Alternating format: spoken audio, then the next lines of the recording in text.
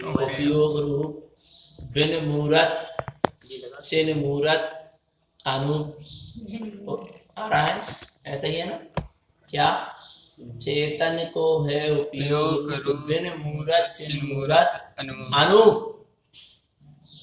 अनुपम है, उपयोग वाला है, बिन मूरत उसकी कोई मूरत नहीं है। तो बोले मूरत नहीं है तो फिर उसका कोई रूप ही नहीं है, वो है ही नहीं है। पर ऐसा भी नहीं है कि वो है ही नहीं है, वो तो है, पर कैसा है? चिन्ह मूरत। कैसा है? चिन्ह मूरत। यानी अभी चर्चा आ रही थी कि कैसा है आत्मा। बोले अनंत को देखो, आत्मा असंख्यात प्रदेशी है। कैसा है? असंख्यात प्रदेशी ज्ञानाकार है, पर इन चर्म चक्षुओं से दिखने वाला नहीं है।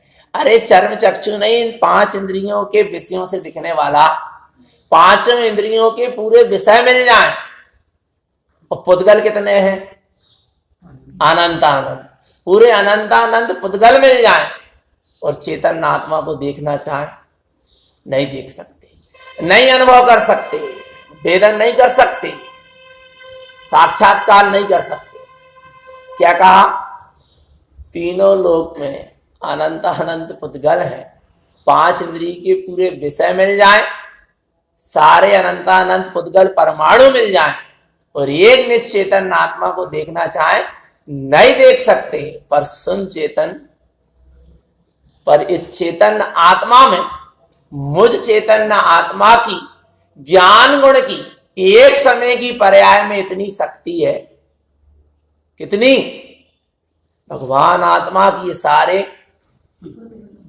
पुद्गल और सारे ही द्रव्य, जीव अनंत है और पुद्गल अनंत है, जितने भी द्रव्य गुण पर्याय सब एक साथ एक समय में जानने में आ जाए। एक समय की पर्याय में ज्ञान गुण की, एक आत्मा का में अनंत गुण, उसमें एक गुण ज्ञान गुण, और ज्ञान गुण की एक समय की पर्याय में इतनी शक्ति है कि 3 लोक 3 काल और समस्त द्रव्य एक साथ, गुण पर्याय सब एक साथ जानने में आ जाए। कितना महिमावन आ रहा है, नहीं आ रहा चेतन आत्मा? पर पुद्गल से चैतन्य कभी जानने में नहीं आ सकता।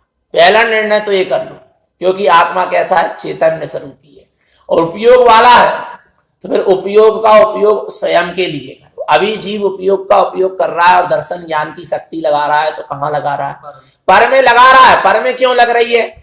क्योंकि रुचि पर की है। जीव की जिस तरफ की रुचि होगी, जीव का उपयोग भी उसी तरफ लगेगा, उसकी शक्ति भी उसी ओर लगेगी। व्यापारी को पैसे की रुचि होती तो उसकी पूरी शक्ति व्यापार की ओर लगती। आ रहा है, नहीं आ रहा? बच्चे को पढ़ाई की रुचि होती तो उसकी पूरी शक्ति कहाँ लगती है? बस यदि रुचि स्व की होगी तो उपयोग अपने आप स्व की तरफ खिंचता चला आएगा, पहली चीज। इसलिए स्व की रुचि हो, तड़प हो, और ये फूलनाएं चल रही हैं, यदि देखा जाए तो ये चारित्र का विषय है। किसका विषय है? चारित्र का विषय। ममल पावड़ ग्रंथ चारित्र का विषय है। और चारित्र के अनुसार यदि चक्षु दर्शन की साधना देखें तो वीतराग स्वरूप से चलेगी। जहां वीतराग स्वरूप दृष्टि में आ रहा है और वीतराग स्वरूप दृष्टि में आ गया, और जहां वीतराग स्वरूप दृष्टि में आ गया तो ज्ञान को वो रुच रहा है। और जब ज्ञान को वो वीतराग स्वरूप, क्योंकि दृष्टि में जो आता है ज्ञान उसी को जानता है, और दृष्टि में जहां वीतराग स्वरूप आया वहां ज्ञान को वीतराग स्वरूप रुच रहा है। और जब ज्ञान को वीतराग स्वरूप रुच रहा है तो अब सीधी सी बात है, पर पर्याय नहीं रुचि। जब ज्ञान को वीतराग स्वरूप रुच रहा है तो पर पर्याय सहज ही नहीं रुचि, रुचने वाली बात ही नहीं है। क्योंकि रुचि कहाँ हो गई? स्व की हो गई, तो पर से रुचि अपने आप हट गई, पर्याय से रुचि अपने। अरे पर्याय तो छोड़ो, पर पर्याय आत्मा के यहाँ, क्योंकि चारित्र की बात है। चारित्र होता है निर्विकल्प, दृष्टि भी निर्विकल्प, और दर्शन उपयोग की बात चल रही है। यहाँ पर चक्षु दर्शन की बात चल रही है। दर्शन की जहां बात आ रही, चारित्र की, वहां निर्विकल्पता की बात आई है। जहां निर्विकल्पता की बात है वहां पर समझना चेतनात्मा, जैसे चारित्र निर्विकल्प होता है और चारित्र वीतराग स्वरूप से जुड़कर चलता है, इसलिए निर्विकल्प होता है। एक बात ध्यान रखना, क्योंकि वीतराग स्वरूप से जो जुड़ के चलेगा निर्विकल्प हो जाएगा। क्योंकि स्वरूप कैसा है? निर्विकल्प है। तो जो उससे जुड़ेगा वो भी कैसा होगा? निर्विकल्प होगा। फिर वहां पर कोई प्रकार का विकल्प नहीं, चाहे शुभ कह लो चाहे अशुभ कह लो। अरे शुभ अशुभ तो छोड़ो, आत्मा की शुद्ध पर्यायों का विकल्प नहीं है, क्योंकि चारित्र की बात है, रमणता की बात। जो रमणता हो रही है उसका तक रस नहीं है। नहीं आई समझ? आत्मा में रमणता हो रही, उसी का नाम चारित्र है। लीनता हो रही, उसी का नाम चारित्र है। तो वह लीनता का रस नहीं, जिसमें लीनता हो रही ना उसका रस होता है। चारित्र वीतराग स्वरूप से जुड़कर चलता है, इसलिए निर्विकल्प होता है। एक बात ध्यान रखना, क्योंकि वीतराग स्वरूप से जो जुड़ के चलेगा निर्विकल्प हो जाएगा, क्योंकि स्वरूप कैसा है? निर्विकल्प है। तो जो उससे जुड़ेगा वो भी कैसा होगा? निर्विकल्प होगा। फिर वहां पर कोई प्रकार का विकल्प नहीं, चाहे शुभ कह लो चाहे अशुभ कह लो। अरे शुभ अशुभ तो छोड़ो, आत्मा की शुद्ध पर्यायों का विकल्प नहीं है, क्योंकि चारित्र की बात है, रमणता की बात। जो रमणता हो रही है उसका तक रस नहीं है। नहीं आई समझ? आत्मा में रमणता हो रही, उसी का नाम चारित्र है। लीनता हो रही, उसी का नाम चारित्र है। तो वह लीनता का रस नहीं है, जिसमें लीनता हो रही ना उसका रस है। आ रहा नहीं आ रहा? जो लीनता हुई है, जो रमणता हो रही है उसका रस नहीं है, जो जिसमें लीनता हो रही है उसका रस है, तब तो चक्षु दर्शन है। तो ऐसे अतीन्द्रिय आनंद की रस की बात है। एक बात हो रही थी कि कारण से कार्य की उत्पत्ति होती है। यदि वास्तव में देखा जाए तो एक सारी शंका का समाधान एक ही है, सारे प्रश्नों का उत्तर एक ही है। अब बोले सम्यक दर्शन प्राप्त करना है, मिथ्यात्व का क्षय करना है, बोले कसाय को जीतना है, कर्मों को जीतना है, स्वभाव में रमण करना है, ज्ञान चारित्र को उत्पन्न करना, सिद्ध दशा अरहंत दशा वीतरागता उत्पन्न करना, जो भी कह लो। और इधर इस तरफ कह लो तो संसार का क्षय करना, कर्मों का क्षय करना, मिथ्यात्व कसाय अज्ञान राग देश का। एक ही बात है कि बस स्वभाव का आश्रय ले। भैया जी तो कह रहे थे, एक ही बात तो आ रही थी बार बार कि किसका? स्वभाव का आश्रय ले लो, ममल स्वभाव का आश्रय ले लो, शुद्ध स्वभाव का आश्रय ले लो, वीतराग स्वभाव का आश्रय ले लो। पर एक बात ध्यान रखना, कर्मों के क्षय के लिए मैं वीतराग स्वभाव का आश्रय नहीं ले रहा, कर्मों के क्षय के लिए मैं आत्मा की अनुभूति नहीं कर रहा, कर्मों के क्षय के लिए मैं आत्मा में रमण नहीं कर रहा कि कर्म क्षय हो जाए। कर्म तो अपने स्वभाव से क्षय होंगे, क्योंकि कर्म का स्वभाव क्षय होने का। मेरे वीतराग मेरे ममल स्वभाव में रमण करने से कर्म क्षय नहीं होंगे। क्या कह रहे हैं? नहीं तो सिद्धांत ही गड़बड़ हो जाएगा। एक द्रव्य दूसरे द्रव्य का कुछ नहीं कर सकता। कर्म पुद्गल है, जीव चेतन है। एक द्रव्य दूसरे द्रव्य का, हाँ वो एक घटना घटेगी, स्वभाव में यहाँ रमणता होगी, वहां कर्म क्षय होंगे, वो एक घटना घटेगी, वो बात अलग है।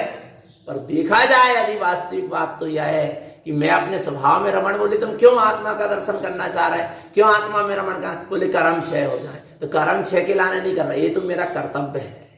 स्वभाव में रमण करना मेरा कर्तव्य है। आ रहा है नहीं आ रहा? बोले पानी शीतल क्यों हो जाए? क्योंकि वो उसका क्या है?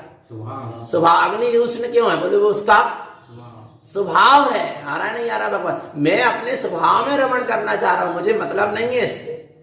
मैं पिता की सेवा क्यों कर रहा हूं? कि मुझे धन दौलत मिल जाए, उनकी जायदाद जमीन नहीं, ये मेरा कर्तव्य है अपने पिता की क्या करना, सेवा करना, मिले कछू ना मिले।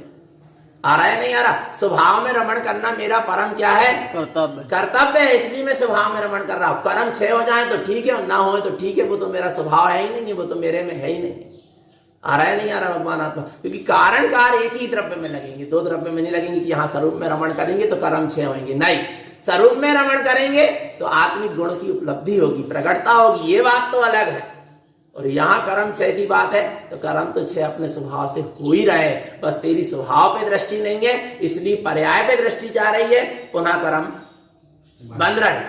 और स्वभाव पे दृष्टि हो तो बस अपने आप में तो क्षय हो ही रहे। मेरे में सामर्थ्य ही नहीं है, अवल बली हूं मैं तो, है क्या नहीं? पर का मेरे करने में अवल, अवल यानी क्या? अवल बल रहित, आ यानी नहीं, बल यानी बल, शक्ति। मुझ में शक्ति यही नहीं है, मैं अवल हूं। और एक तरफ क्या कह रहा है? बली, अवल बली, बलशाली भी हूं पर अवल कब हूं? पर के लिए अवल, पर के लिए अवल, पर का कुछ कर सकता नहीं। पर में पर के कार्य करने की मुझ में शक्ति ही नहीं, इसलिए मैं कैसा हूं? अवल हूं। और स्व के कार्य करने में मुझ में क्या है? अनंत शक्ति। अरे आत्मा के आत्मिक गुणों में निरंतर शुद्ध परिणमन चल रहा है, पर जीव जान नहीं पा रहा, अनुभव नहीं कर पा रहा, दृष्टि शुद्ध नहीं है, क्योंकि चक्षु दर्शन की सिद्धि नहीं है भगवान, और यदि हो जाए तो बस नयन मेरे ममलमयम, नयन मेरे ममलमयम, बस ममलमयी जहाँ नयन हो जाएंगे फिर वहाँ अपने आप जो इंद्रियों का विषयों का रस ही छूट जाएगा, रस ही नहीं आएगा, उठापन रहेगा, ज्ञान ऊपर उठ जाएगा, उसका ऊर्ध्वगमन होने लगेगा और ऐसे स्वभाव में तिष्ठ जाएगा। पर बात इतनी सी है, भगवान आत्मा की दृष्टि पहले एक के प्रति हो, समर्पित हो, एक के लिए हो, तब तो सही चारित्र होगा। और दृष्टि जब तक एक की नहीं होगी सही चारित्र भी नहीं होगा। आ रहा है नहीं आ रहा? स्त्री के लिए एक ही स्वामी है क्या, तो वो चारित्रवान स्त्री। और जिसकी अभी चार के प्रति श्रद्धा समर्पित है तो फिर वो चारित्र नहीं है सही, चारित्र ही सही नहीं, दृष्टि की शुद्धता में ही चारित्र शुद्ध हो, है क्या नहीं है भगवान आत्मा। इसलिए और दृष्टि तो एक के लिए ही समर्पित होगी, और जहां चार के लिए समर्पित है तो वहां फिर है ही नहीं चारित्र शुद्ध। इसलिए भैया दृष्टि की शुद्धता करो, स्वस्वरूप की दृष्टि हो, आत्मा की अनुभूति हो, वीतराग चारित्र सबके जीवन में प्रकट हो। ऐसी मंगल भावना, ऐसी मंगल देशना। बोलो श्री गुरु महाराज की।